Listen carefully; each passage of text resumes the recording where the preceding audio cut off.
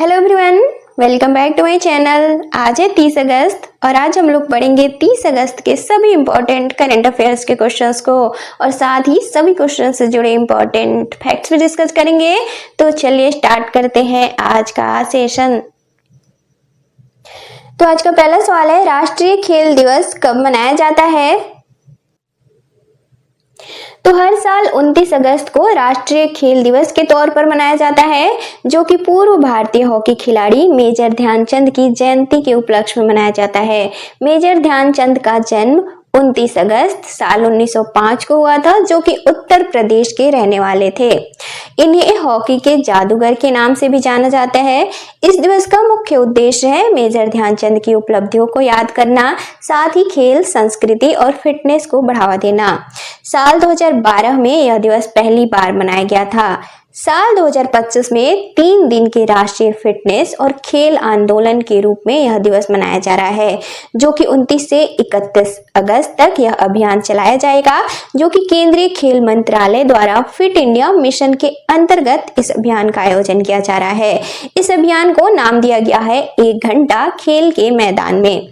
साल 2019 में fit India mission की शुरुआत की गई थी। साल 2025 के लिए इस दिवस की थीम है शांतिपूर्ण और समावेशी समाज को बढ़ावा देने हेतु खेल।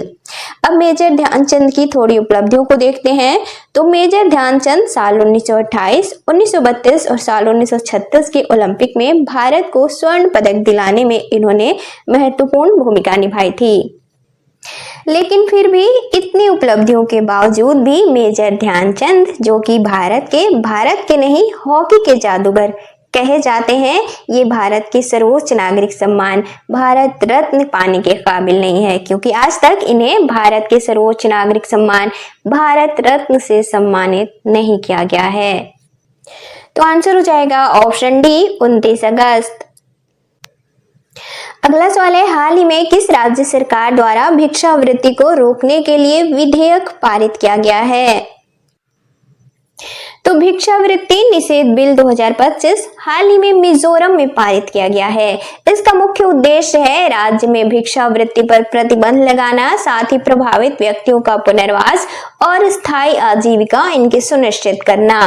इसके तहत राज्य स्तर पर राहत बोर्ड की स्थापना की जाएगी और इस बोर्ड के अंतर्गत रिसीविंग सेंटर बनाए जाएंगे, जिसमें कि भिक्षावृत्ति में संलग्न लोगों को अस्थायी तौर पर रखा जाएगा। साथ ही 24 घंटे के अंदर इन्हें इनके राज्य या फिर इनके मूल निवास स्थान पर पहुंचा दिया जाएगा। दरअसल राज्य में वर्तमान में भिक्षावृत्ति करने वालों की अधिकता नहीं है, लेकिन राज्य में 13 सितंबर 2025 को सैरांग सिहमुई रेल हेड का उद्घाटन प्रधानमंत्री द्वारा किया जाएगा, जिसके बाद राज्य में भिक्षावृत्ति करने वालों की अधिकता हो सकती है। इस वजह से इससे पहले ही इसका निदान किया गया है। तो आंसर हो जाएगा ऑप्शन बी, मिजोरम। अगला सवाल है, हाल ही में इंगा रूगी नियन को किस देश का प्रधानमंत्री नियुक्त किया गया है? तो हाल ही में इंगा रूगिनियन लिथुआनिया की प्रधानमंत्री नियुक्त की गई हैं। अब लिथुआनिया तो यह यूरोपियन देश है। इसकी राजधानी है विल्नियस, यहाँ की मुद्रा है यूरो और यहाँ की संसद है सीमास। और लिथुआनिया के वर्तमान राष्ट्रपति हैं गीटानास नाउसेदा और वर्तमान प्रधानमंत्री हो जाएंगी ईगा रूगिनियन। तो आंसर हो जाएगा ऑप्शन ए, लिथुआनिया। अगला सवाल है, हाल ही में न्यू डेवलपमेंट बैंक के उपाध्यक्ष और मुख्य जोखिम अधिकारी के तौर पर किसे नियुक्त किया गया है? तो हाल ही में न्यू डेवलपमेंट बैंक यानी कि एनडीबी के उपाध्यक्ष और मुख्य जोखिम अधिकारी के तौर पर राजीव रंजन नियुक्त किए गए हैं। इनका कार्यकाल 5 वर्ष के लिए है और इनका कार्यकाल 23 अगस्त 2025 से प्रभावी है। अब एनडीबी तो न्यू डेवलपमेंट बैंक, इसे ब्रिक्स बैंक के नाम से भी जाना जाता है। दरअसल साल 2012 में भारत के नई दिल्ली में हुए ब्रिक्स सम्मेलन में भारत द्वारा पहली बार इसकी स्थापना की अवधारणा पेश की गई थी, जबकि साल 2013 में डरबन में और 15 जुलाई 2014 को ब्रिक्स समिट में इस बैंक की स्थापना किए जाने के लिए समझौते पर हस्ताक्षर किए गए और इसके बाद 21 जुलाई साल 2015 को आधिकारिक तौर पर इसने कार्य करना शुरू किया। इसका मुख्य उद्देश्य है ब्रिक्स देशों समेत अन्य विकासशील देशों में अवसंरचना परियोजनाओं और साथ ही सतत विकास योजनाओं में वित्तीय संसाधन को जुटाना।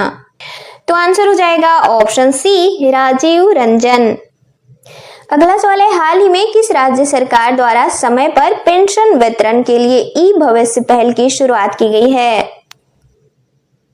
तो ई भविष्य नामक पहल की शुरुआत हाल ही में अरुणाचल प्रदेश सरकार द्वारा की गई है, जो कि एक पेंशन सुधार पहल है। इसका मुख्य उद्देश्य है सरकारी कर्मचारियों को उनके सेवानिवृत्ति लाभ समय पर और साथ ही पारदर्शी और परेशानी रहित यानी कि बिना किसी परेशानी के आसान तरीके से इन्हें प्रदान करने के लिए डिजाइन किया गया है।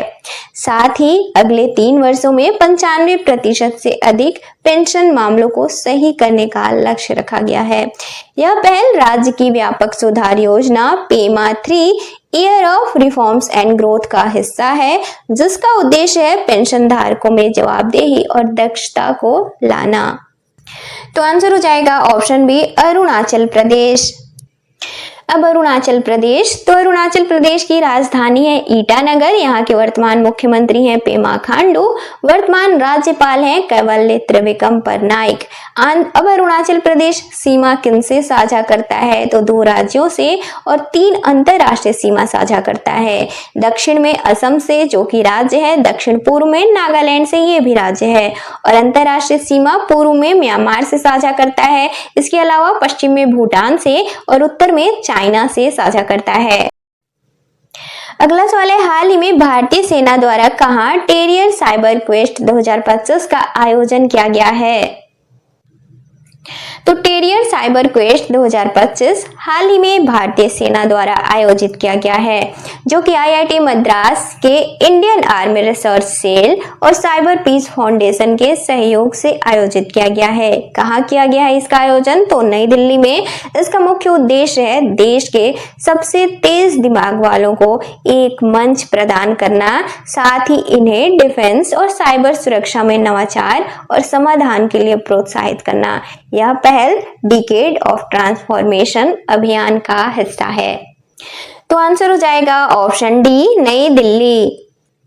अगला सवाल है, हाल ही में किस देश द्वारा न्यू वर्ल्ड स्क्रूवर्म संक्रमण के पहले मानव मामले की पुष्टि की गई है? तो हाल ही में न्यू वर्ल्ड स्क्रूवर्म संक्रमण का पहला मानव मामला अमेरिका में पाया गया है, जो कि संक्रमित व्यक्ति अल सल्वाडोर से वापस अमेरिका आए थे। अब न्यू वर्ल्ड स्क्रूवर्म, तो इसका वैज्ञानिक नाम है कोक्लियोमिया होमिनिवोरैक्स। इसके अलावा इसके बारे में जिन्हें और डिटेल में जानना होगा वो इसे सर्च करेंगे। तो आंसर हो जाएगा ऑप्शन बी, अमेरिका। अगला सवाल है, हाल ही में प्रधानमंत्री जन धन योजना के कितने वर्ष पूरे हुए हैं? तो प्रधानमंत्री जन धन योजना साल 2025 में इस योजना के 11 वर्ष पूरे हुए हैं। दरअसल इसकी शुरुआत 28 अगस्त साल 2014 को की गई थी। दरअसल 15 अगस्त 2014 को इस योजना की शुरुआत की घोषणा की गई थी, जबकि औपचारिक तरीके से इसकी शुरुआत 28 अगस्त 2014 को की गई। इसका लक्ष्य था मेरा खाता भाग्य विधाता के तहत हर व्यक्ति को बैंकिंग सुविधा से जोड़कर इन्हें आर्थिक रूप से सशक्त बनाना। अब तक यानी कि वर्तमान में 56 करोड़ से अधिक खाते खोले जा चुके हैं प्रधानमंत्री जन धन योजना के तहत, जिसमें कि ग्रामीण और अर्ध शहरी क्षेत्रों के लगभग 67% खाते खोले गए हैं। इसके अलावा महिलाओं की हिस्सेदारी इसमें 56% है। अब वर्तमान में जन धन योजना यानी कि प्रधानमंत्री जन धन योजना के तहत खोले गए इन खातों में अब तक कुल जमा राशि कितनी है? तो अब तक कुल जमा राशि है 2.68 लाख करोड़ से अधिक। इसके अलावा 30 सितंबर साल 2025 तक 10 वर्ष से अधिक पुराने शून्य बैलेंस वाले जनधन खातों को केवाईसी कराना अनिवार्य है, नहीं तो इन्हें बंद कर दिया जाएगा। तो आंसर हो जाएगा ऑप्शन ए, 11 वर्ष। अगला सवाल है, हाल ही में किस देश द्वारा स्कूलों में मोबाइल फोन ले जाने पर प्रतिबंध लगाने की घोषणा की गई है? तो हाल ही में दक्षिण कोरिया द्वारा देश में स्कूल जाने वाले बच्चों के मोबाइल फोन को स्कूल ले जाने पर प्रतिबंध लगाने की घोषणा की गई है। दरअसल इससे जुड़ा एक विधेयक पारित किया गया है देश में, जो कि मार्च 2026 से लागू किया जाएगा। इसके अलावा अन्य डिजिटल उपकरणों के स्कूल ले जाने पर भी प्रतिबंध लगाया जाएगा, जबकि दिव्यांग छात्रों के लिए डिजिटल उपकरण ले जाना अनिवार्य है। तो आंसर हो जाएगा ऑप्शन डी, दक्षिण कोरिया। तो हाल ही में launch session of the successful the flight out of new India नामक पुस्तक संजय बारू द्वारा लिखी गई है, जो कि इस पुस्तक में नई पीढ़ी की सोच और दृष्टिकोण को दर्शाया गया है, जो कि पारंपरिक मान्यताओं से हटकर है। इसके अलावा भारतीय समाज और राजनीति में हो रहे बदलाव का भी विश्लेषण किया गया है। साथ ही सफलता की परिभाषा को समझाया गया है, यानी पुनः परिभाषित किया गया है, जिसमें कि व्यक्तिगत और सामाजिक दोनों पहलुओं को भी शामिल किया गया है। तो आंसर हो जाएगा ऑप्शन सी, संजय बारू। अब कुछ और इम्पोर्टेंट बुक्स को देखेंगे। तो पहला है व्हाई द कॉन्स्टिट्यूशन मैटर्स नामक पुस्तक किसके द्वारा लिखी गई है? तो डी.वाई. चंद्रचूड़ के द्वारा, जो कि पूर्व सीजीआई हैं। इसके अलावा द कॉन्शियस नेटवर्क, तो यह सुगाता श्रीनिवास राजू द्वारा लिखी गई है। इसके बाद है the one, cricket, my life and more नामक पुस्तक किसके द्वारा लिखी गई है? तो शिखर धवन के द्वारा। अगला है parliament powers, functions and privilege नामक पुस्तक किसके द्वारा लिखी गई है? तो डॉक्टर के.एस. चौहान के द्वारा। अगला है इजराइल वॉर डायरी, तो विशाल पांडे द्वारा लिखी गई है। अगला है M S. Swaminathan, the man who fed India नामक पुस्तक किसके द्वारा लिखी गई है? तो प्रियंवदा जयकुमार के द्वारा।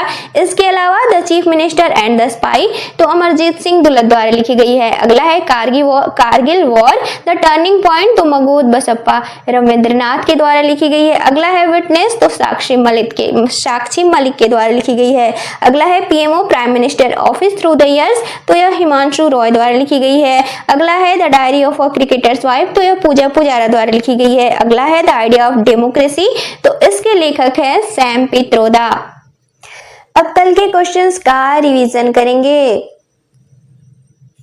तो कल का पहला सवाल था, हाल ही में launch in phase of coalition politics नामक पुस्तक किसके द्वारा लिखी गई है?